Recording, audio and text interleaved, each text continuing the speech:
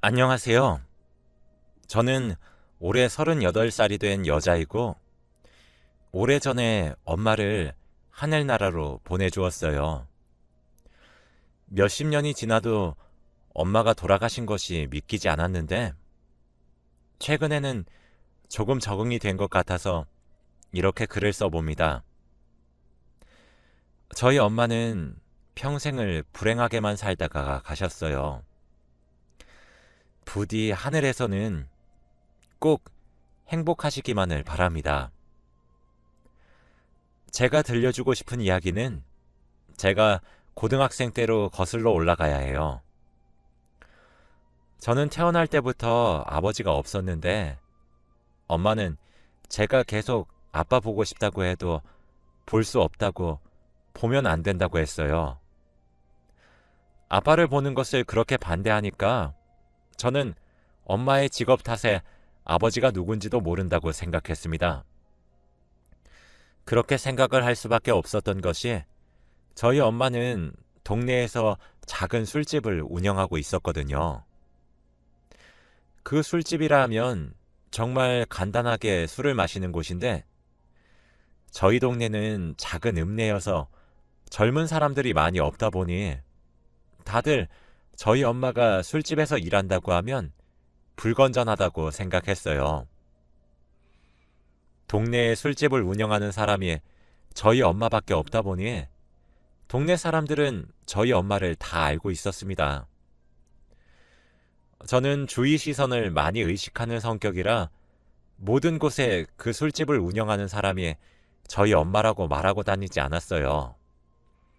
그러면 다들 저에게 술집 여자 딸이라고 손가락질을 할 것이 뻔했거든요.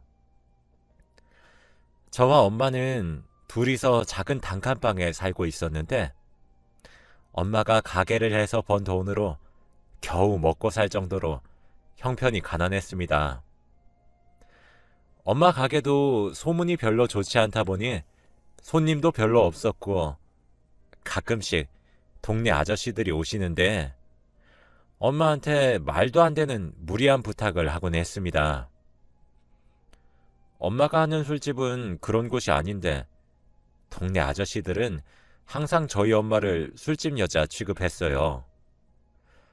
다들 자식도 있고 가정이 있는 사람들이 그러고 다니니까 화가 났긴 했죠. 저희 엄마가 안 된다고 우리 술집은 그런 곳이 아니라고 해도 그 아저씨들은 힘으로 저희 엄마를 억지로 앉혀서 술을 따르게 하는 게 아니겠어요? 엄마는 반항을 했지만 여자의 힘으로 남자를 이길 수 있나요? 정말 그런 모습을 보고 있으니 엄마가 동네 아저씨들처럼 막무가내인 남자와의 사이에서 저를 원치 않은 임신으로 낳았다는 것을 확신할 수밖에 없었죠. 그뿐만 아니라 요즘 들어서 엄마가 가게 거스름돈을 주고받는 과정 중에 계산 문제가 많이 생기더라고요. 손님들한테 돈을 더 적게 받는다든지 거스름돈을 너무 많이 거슬러 준다든지요. 엄마한테 몇 번 주의를 줬지만 계속 "아, 맞다. 깜빡했다. 다음부터는 조심할게." 라는 말만 했어요. 저희 동네가 워낙 작다 보니 동네 아줌마들은 똘똘 뭉치는데 저희 엄마만 외롭게 왕따를 당했어요. 저는 정말 화가 났고 어이가 없었지만 사람들은 제가 엄마의 딸인 것을 모르기 때문에 조용히 하고 있어야 했죠. 저는 나름 이 동네에서 어른들과 친했고 저보고 공부도 잘하고 싹싹하다면서 칭찬을 많이 들었거든요. 다들 저한테 어디서 사냐고 하면 이 동네에서 안 살고 옆 동네에서 산다고 했어요. 그러면 다들 더 이상 물어보지 않았거든요. 동네 사람들은 저희 엄마한테 손가락질하고 괴롭히는 것이 사그라들 생각은 하지 않았고 수위가 점점 세졌습니다. 엄마 가게 앞에 쓰레기도 버리고 가고 계란도 던지고 가서 엄마가 그걸 치운다고 고생을 많이 했어요. 엄마는 화도 안 나? 아줌마들이 하는 말들 다 거짓말이잖아. 언제까지 참고만 있을 건데. 엄마가 이렇게 아무 말도 안 하니까 동네 사람들이 엄마를 우습고 만만하게 보는 거 아니야. 딸, 엄마가 못 배운 엄마라서 미안해. 그런데 돈을 벌려면 어쩔 수 없어. 우리한테 마지막 희망이 이 가게잖아. 그리고 엄마는 아저씨, 아줌마들이 나한테 뭐라고 하든 다 상관없어. 나중에는 다 기억이 안 나더라고. 나쁜 기억은 금방 잊혀지나 보다. 엄마는 동네 사람들이 말을 하는 것이 지금은 하나도 기억에 나지 않는다고 했어요. 저는 엄마가 일부러 마음속으로는 앓고 있는데 제 앞에서 아무렇지 않은 척하는 것 같았죠. 그런데 이렇게 심한 짓을 해도 저희 엄마가 아무 말도 하지 않으니 동네 사람들은 오기가 생겼는지 저희 동네에서 나름 부자인 집의 아줌마의 남편과 저희 엄마가 바람이 났다고 하는 겁니다. 동네 아줌마들은 부잣집 아줌마 말을 철석같이 믿었고 다들 그 아줌마랑 친해지고 싶어서 일부러 저희 엄마한테 더 달려들었죠. 그 아줌마가 말하는 것을 들어보면 어젯밤에 둘이서 다정이 있는 모습을 자기 눈으로 똑똑히 봤다는데 어젯밤 저희 엄마는 저와 함께 집에 있었거든요. 그 사실을 저는 알고 있었지만 동네 사람들한테 말할 수 없었어요. 왜냐면 엄마한테 했던 행동들을 저한테 똑같이 할 것 같았거든요. 그게 무서워서 저는 엄마의 편을 들어주지 못했답니다. 학교에 가도 아이들은 그 술집 여자가 저희 엄마인 줄 모르니까 대놓고 험담을 하더라고요. 저는 저희 엄마를 험담하는 말에도 그런 것 같아 라고 대답을 할 수밖에 없었어요. 저희 동네에서 나름 부잣집인 애가 저희 반이었는데 애들은 그 아이를 좋아했고 저랑은 아주 친한 사이였습니다. 그런데 그 소문이 퍼지자 그 부잣집 친구는 야, 그 술집 여자가 착해 빠진 우리 아빠 돈 냄새 맡고 꼬리친 거라며? 내가 감히 우리 아빠 꼬신 불려가 운영하는 그 술집 꼭 망하게 한다. 두고 봐. 이렇게 말을 했습니다. 저는 아예 없는 말을 정말 있었던 일인 것 마냥 내뱉는 게 화가 나더라고요. 그리고 저는 매일 가게에서 있다 보니 잘 알고 있었어요. 제가 본 그 아저씨는 항상 혼자서 저희 술집에 와서는 저희 엄마한테 하루만 데이트해달라며 매달렸는데 저희 엄마가 싫다고 거절했거든요. 그런데 그런 부잣집 사람이 거절당한 게 쪽팔렸는지 저희 엄마를 짓밟기 위해 없는 말을 퍼뜨리고 다녔습니다. 야, 그리고 그 아줌마 딸 하나 있다는데 누군지는 모르겠거든? 근데 우리랑 나이가 비슷한가 봐. 그 애는 자기 엄마가 그러고 다니는 줄은 알까? 정말 가엾다. 그렇지 않아? 그 친구는 저에게 말을 했고 제가 늘 그랬던 것처럼 받아칠 줄 알았을 텐데 제가 무표정으로 조용히 듣고만 있으니까 조금 놀란 눈치더라고요. 그치만 저는 점점 심해지는 엄마의 뒷담화에 도저히 참을 수 없었습니다. 야, 왜 대답 안 해? 라고 저를 툭 치길래 순간 저도 모르게 그 친구의 뺨을 때려버렸습니다. 그 친구는 뺨을 부여잡고 제게 묻더군요. 야, 너 미쳤어? 갑자기 왜 그래? 야, 너네 아빠 진짜 찌질하다.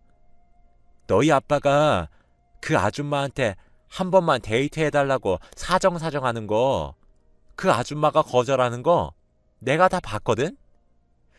자기가 여자한테 거절당한 게 창피해서 퍼뜨린 거짓말이야. 너희 아빠 부끄럽지도 않다니? 뭐야? 너 설마 그 술집 아줌마 딸이니? 저는 차마 거기다 대고 저희 엄마의 딸이라고 말할 수 없었어요. 뒤에 다가올 후폭풍이 너무 무서웠거든요. 저는 친구들과 늘 잘 지내고 쾌활한 성격인데 갑자기 제가 잘 지내던 친구의 뺨을 때리고 나쁜 말을 하니 반 친구들은 다들 당황했습니다. 그때 담임 선생님께서 반으로 들어오셔서 저희는 교무실로 끌려갔죠. 저희 둘은 아무 말도 하지 않았고 몇 분 뒤 그 친구의 어머니가 교무실로 들어오셨습니다. 그분은 교무실 문을 열자마자 소리를 지르셨어요. 누가 우리 딸 때렸어? 누구야? 내가 절대 가만 안 둘 거야. 자기 딸의 얼굴이 빨갛게 부어오른 모습을 보고는 옆에 앉아있는 절 쏘아보았습니다. 네가 우리 딸 얼굴 이렇게 만들었니? 도대체 네가 어떤 집안 딸이길래 우리 집 공주를 이 모양 이 꼴로 만들어? 네 엄마 오면 두고 봐. 저는 엄마가 제발 학교로 나타나지 않았으면 좋겠다고 생각했어요.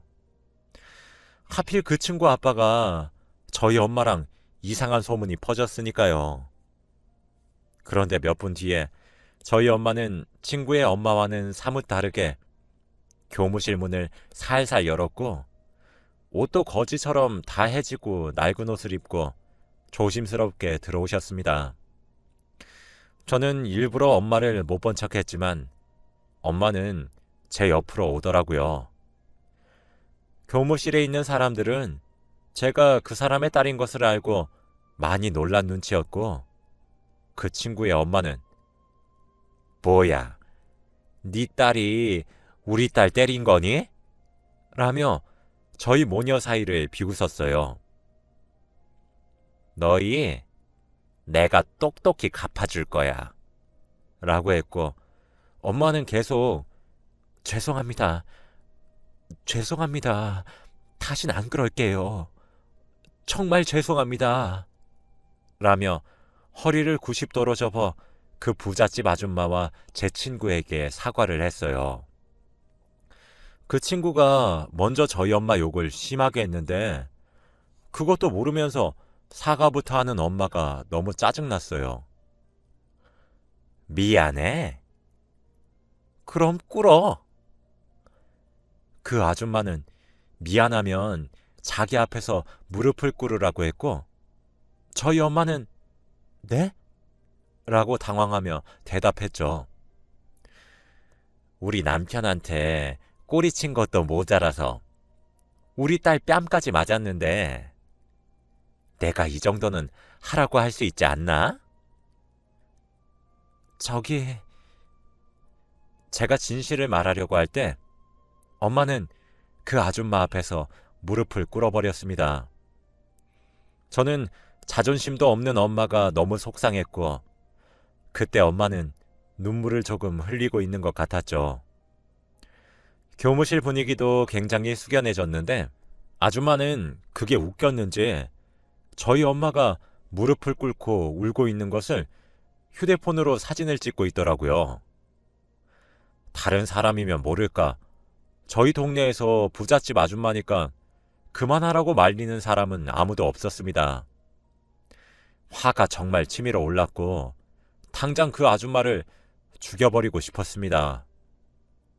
사실대로 말하고 싶었는데 아줌마는 사진을 다 찍고 할 일 끝났다면서 친구를 데리고 교무실을 빠져나갔어요.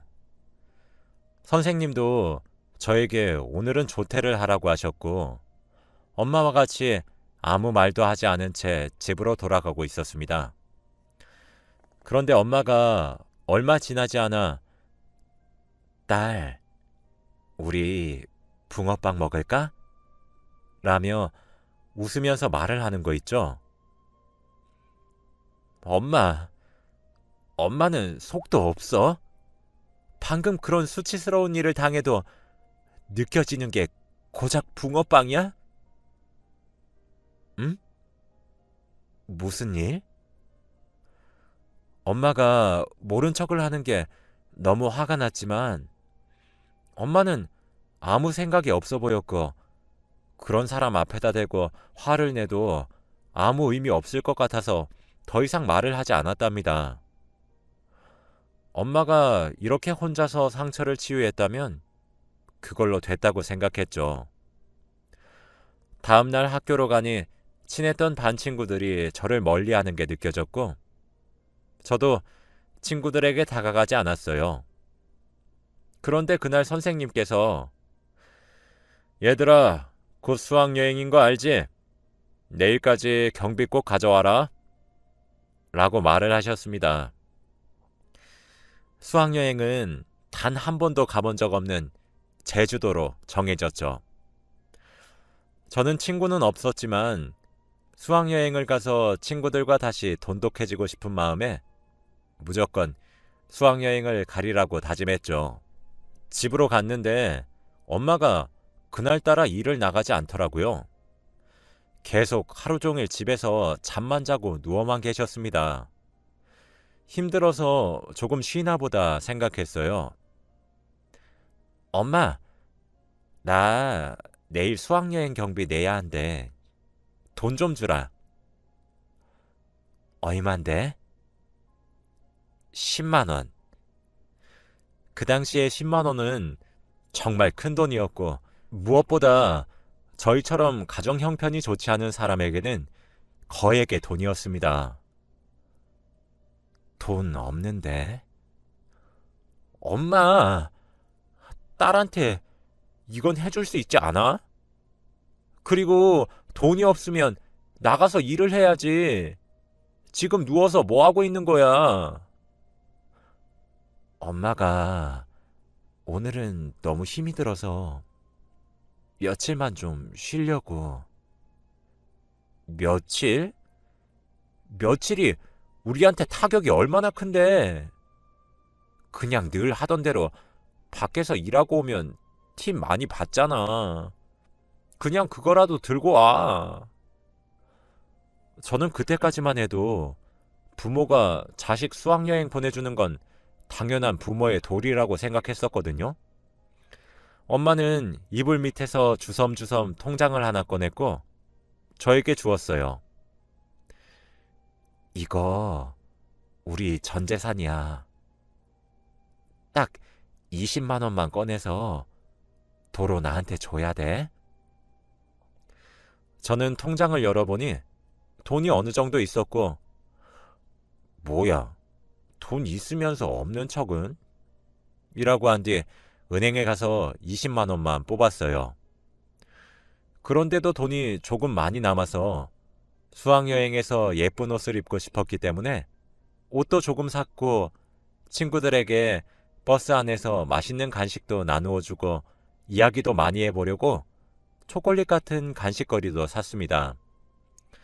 그러다가 집에 가는 길에 신발 가게에서 정말 사고 싶었던 신발이 있어서 신발도 사버렸습니다. 엄마도 내가 예쁘게 꾸민 모습을 보면 좋아하실 거야. 라고 생각했죠. 그런데 집으로 가니까 엄마가 통장을 달라고 말을 안 하더라고요. 엄마, 나 왔어. 그래? 어디 갔다 왔니? 어디 갔다 오긴. 수학여행비 뽑으러 은행 갔다 왔지. 무슨 돈으로? 엄마가 줬잖아. 자, 여기 통장. 저는 엄마가 제가 쓴 돈을 보고 많이 화를 내실 줄 알았는데 까먹었는지 통장을 열어보지 않더라고요. 그래서 저는 다행이라고 생각했습니다. 다음날 저는 수학여행 경비를 내고 새로운 신발을 신고 학교를 가니 친구들이 이 신발 어디서 샀어? 라며 저에게 먼저 말을 걸어 주었습니다. 그 신발은 워낙 비싸고 그 당시에 정말 유명했던 거라서 가지고 싶어 하는 친구들이 많았죠. 저를 아직까지 술집 여자 딸이라고 욕하는 친구들이 많았지만 몇몇 친구들은 그런 거 상관없다며 저에게 다가와 주었어요. 다행히 저는 그 친구들과 친해졌고 수학여행을 가기만을 기다렸죠. 그렇게 수학여행을 떠나는 당일이 되었습니다. 엄마는 그때까지 계속 일도 나가지 않고 하루 종일 집에서 누워 잠만 잤습니다. 저는 드디어 술집을 그만두고 다른 평범한 일을 하나 싶었죠. 그래서 엄마가 하루 종일 잠만 자도록 내버려 두었답니다. 저는 오로지 수학여행 생각뿐이었기 때문에 엄마에게 관심이 없었거든요. 그렇게 엄마 통장에서 몰래 수학여행 가서 쓸 용돈을 빼니까 통장에 돈이 조금 부족한 거 있죠? 아무튼 저는 엄마가 다시 벌어놓을 것이라고 생각하고 수학여행에 가서 열심히 놀고 엄마에게 연락 한번 하지 않았답니다. 그렇게 3일 정도 제주도에서 행복하게 놀고 집으로 돌아왔는데 엄마는 제가 3일 전에 집을 떠났을 때랑 똑같은 포즈로 누워 있었어요. 엄마, 나왔어. 라고 말을 해도 대답이 없었습니다. 저는 엄마가 또 자는 줄 알았고, 그래서 엄마를 깨우지 않은 채 짐 정리를 한 뒤 씻고 앉아 있는데, 이제 해도 점점 져가고 저녁밥이 먹고 싶었습니다. 얼른 제주도에서 있었던 일들을 엄마한테 말하고 싶었는데, 엄마는 몇 시간 동안 똑같은 자세로 잠만 자더라고요. 그래서 보다 못한 저는 엄마를 흔들면서 깨웠어요. 그런데 엄마의 몸은 정말 차가웠답니다. 너무 얼음장 같았고 저는 설마 하고 엄마의 콧구멍에 손을 대보니 엄마는 숨을 쉬지 않더라고요. 저는 믿기지 않았고 슬퍼할 틈도 없이 엄마 옆에 놓여진 편지 한 통을 발견했어요. 딸, 엄마야. 수학여행 잘 갔지? 아마 갔다 오면 엄마가 이미 이 세상을 떠나고 없을 거야. 얼마 전에 안 사실인데 엄마가 요즘 깜빡깜빡하고 건망증이 너무 심해서 병원에 가서 진료를 받아보니 치매 초기라고 하더라고. 우리 딸이 엄마가 거스름돈도 이상하게 계산하고 아줌마들이 엄마 괴롭혀도 왜 아무 말도 안 하냐고 했을 때 엄마는 정말 기억이 나지 않았어. 그래도 엄마는 다행이라고 생각했어. 엄마는 치매가 걸려도 나쁜 행동을 당한 것을 잊을 수 있으니까. 치매가 싫지는 않았거든. 그런데 정말 딱 하나가 싫은 게 있었어. 그건 바로 사랑하는 사람의 얼굴을 기억하지 못한다는 거야. 엄마는 우리 딸의 얼굴을 알아보지 못하면 정말 슬플 것 같았단다. 그리고 야속하게도 엄마가 살 날이 얼마 남지 않았다고 하더라. 하늘나라에 가서 아빠랑 같이 알콩달콩 살고 있을게. 딸이 아빠 보고 싶다고 했을 때 엄마가 말린 건 아빠가 아파서 먼저 하늘나라로 갔거든. 그래서 보여줄 수가 없었어. 정말 미안해. 엄마는 먼저 하늘나라로 가서 우리 딸 지켜보고 있을게. 딸, 엄마 없어도 잘 지낼 수 있지? 그리고 이불 밑에 있는 통장, 우리 전 재산이야. 그걸로 행복하게 살아. 엄마 사망보험금도 곧 나올 테니까 그것도 보태서 이제 우리 딸 행복했으면 좋겠어. 가난이 너무 힘들었지? 이제 다 끝났어. 우리 딸 이제 고생 그만해. 사랑해. 저는 엄마의 편지를 다 읽고 펑펑 울며 엄마를 껴안았어요. 진작에 엄마가 자주 깜빡거릴 때 알아채지 못한 제 탓을 했고, 엄마가 말한 전 재산을 바보같이 탕진한 제 자신이 너무 미웠습니다. 찾아보니 엄마가 잠을 많이 주무시는 것도 일종의 증상이었다고 하더라고요. 엄마가 잠을 많이 자는 것을 그저 좋아만 했던 저는 정말 죽어도 싼 불효녀였습니다. 그렇게 엄마를 하늘나라로 보내드리고 평생을 죄책감을 안고 살아갔어요. 이제 나이가 40이 다 되어 가는데 아직까지도 엄마가 너무 보고 싶습니다. 제 이야기는 여기까지입니다. 들어주셔서